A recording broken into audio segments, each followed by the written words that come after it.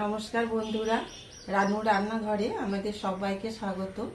বন্ধুরা, এইবার তো কচু ওঠার সময়, কচু উঠে গেছে, তো এখন নতুন নতুন কচুর তরকারি খেতে খুবই ভালো লাগবে। তো আমার ছেলে তো বাজার থেকে কচু নিয়ে এসেছে, বলছে আজকে কচুর তরকারি বানাতে হবে। তো আজকে আমি রান্না করব কচুরি তরকারি। তো কীভাবে বানাচ্ছি আমি, আপনারা দেখতে থাকুন, সাথে থাকুন। কচু তো অনেক রকমভাবেই বানানো যায়, আজকে আমি একরকমভাবে বানাবো, আপনারা দেখতে থাকুন আমি কিভাবে বানাচ্ছি। বন্ধুরা, আপনাদের একটা কথা বলি, এই যে কচুগুলো, এই দেখুন আপনাদের দেখাচ্ছি আমি, এই যে গোল কচুগুলো, যখন আপনারা কচু কিনবেন এইরকম গোল দেখে কিনবেন, এই কচুগুলো তাড়াতাড়ি সিদ্ধ হয়ে যায়।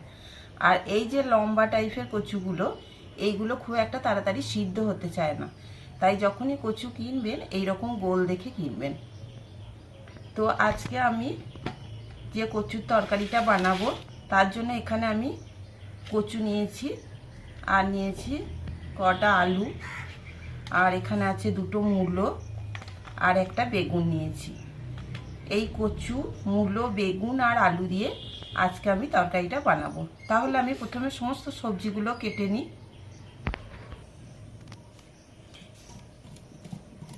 এইভাবে খোসা এইভাবেও ছাড়িয়ে দিতে পারেন, অথবা এইভাবেও কেটে দিতে পারেন, যেমন আপনাদের সুবিধা হবে। অনেকে আবার কচু কি করে, এই খোসা অবস্থায় সিদ্ধ করে নিয়ে তারপরে উপরকার খোসাটা ছাড়িয়ে নেয়, কিন্তু সেটা আমার বেশি ঝামেলা বলে মনে হয়, তাই আমি খোসাটা ছাড়িয়ে নেব প্রথমেই।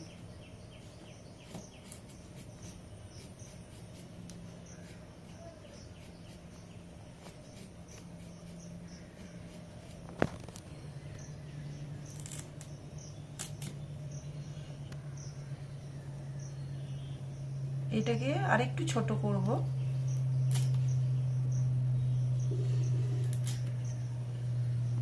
এইভাবে সাইজ করব। এইভাবে আমি সবগুলো কেটে নেব।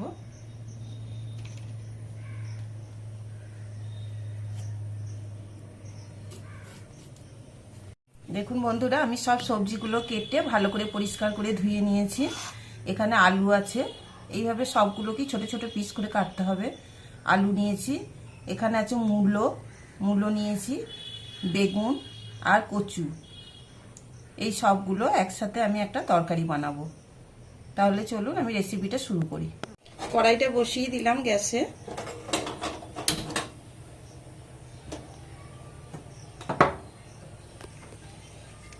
দিয়ে দিলাম তেল। আমি রান্নাটা সর্ষের তেলে করছি, আপনারা চাইলে সাদা তেলেও করতে পারেন। আমার তেলটা হয়ে গেছে, আমি বেগুনটা একটু তেলে নেড়ে নেব।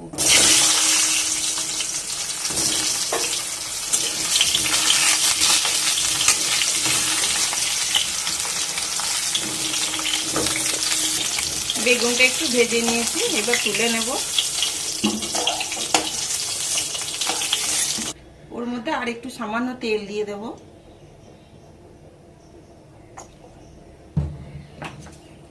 দিয়ে দিলাম দুটো তেজপাতা,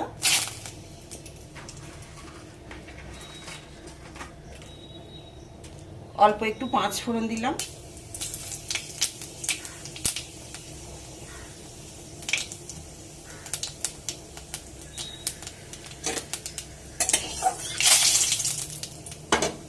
আমার ওটা হয়ে গেছে। এবার আমি কচু দিয়ে দিলাম,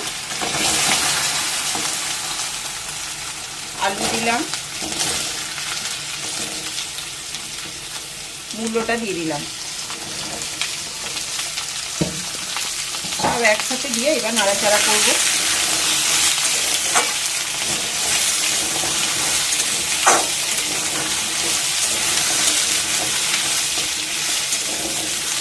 কচুর মধ্যে যে একটা ল্যালফুলে ভাব থাকে, এটা নাড়তে নাড়তে সেটা চলে যাবে, ততক্ষণ পর্যন্ত আমি কচুটাকে একটু নাড়াচাড়া করে নেব।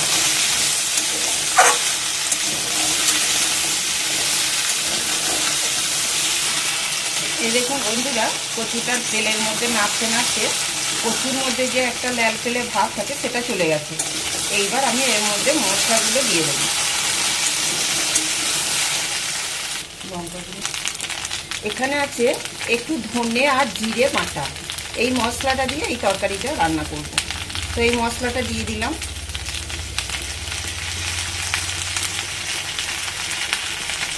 মশলার বাটিটা দিয়ে একটু জল দিয়ে দিলাম। হলুদ গুঁড়ো দিলাম, দিয়ে দিলাম একটু লঙ্কার গুঁড়ো,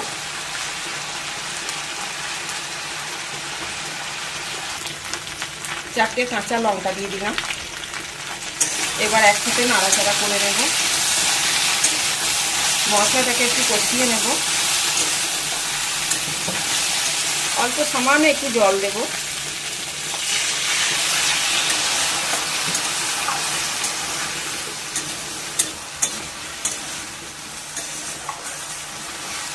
বন্ধুরা, আর একটা কথা বলি, এই তরকারিতে কোনো পেঁয়াজ রসুন দেব না।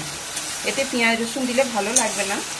যেহেতু মূলো দেওয়া আছে তরকারিতে, একটা মূলোর খুব সুন্দর সেন্ট বেরোবে, তাই এই তরকারিটা পেঁয়াজ রসুন ছাড়াই ভালো লাগবে। সেই জন্য এতে পেঁয়াজ রসুন কিছুই দিই। মশলাটাকে একটু কষিয়ে নিই।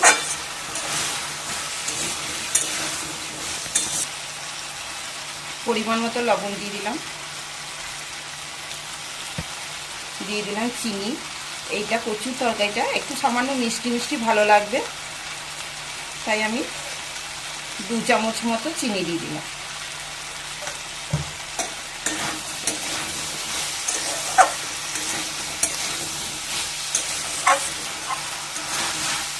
বন্ধুরা, আমার এটা ভালো করে কষা হয়ে গেছে। এবার আমি এর মধ্যে জল দিয়ে দেব।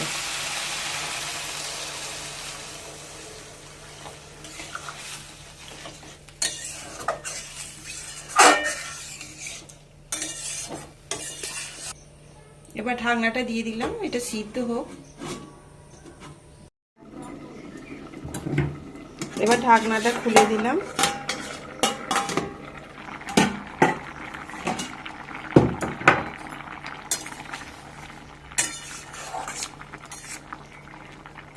এই দেখুন বন্ধুরা, আমার আলুটা কচুটা হাফ সিদ্ধ হয়ে গেছে। এইবার আমি ভেজে রাখা বেগুনটা দিয়ে দেব।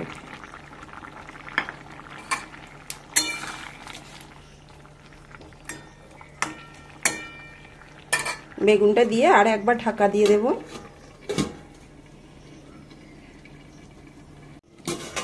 ঢাকনাটা খুলে নিলাম।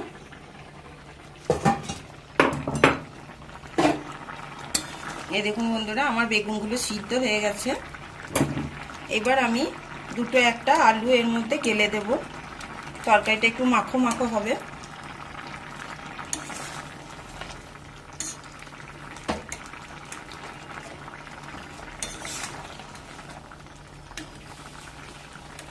আলু কচু একটা দুটো গেলে দিলাম।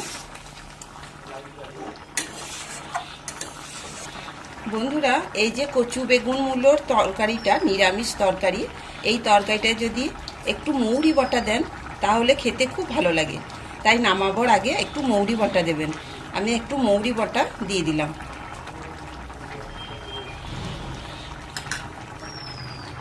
এবার এটাকে ভালো করে তরকারির সাথে মিশিয়ে দেব। আমার তরকারিটা হয়ে গেছে, আমি এবার এটাকে নামিয়ে নেব।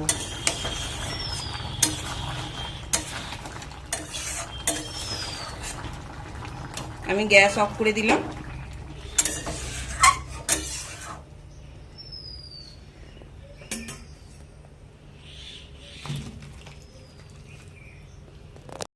এই দেখুন বন্ধুরা, কচু বেগুন মূলোর তরকারি একদম রেডি।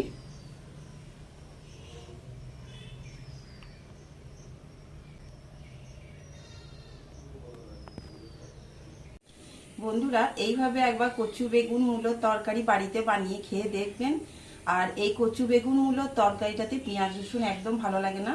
এটা সম্পূর্ণ নিরামিষভাবে করলেই খুব ভালো লাগে খেতে।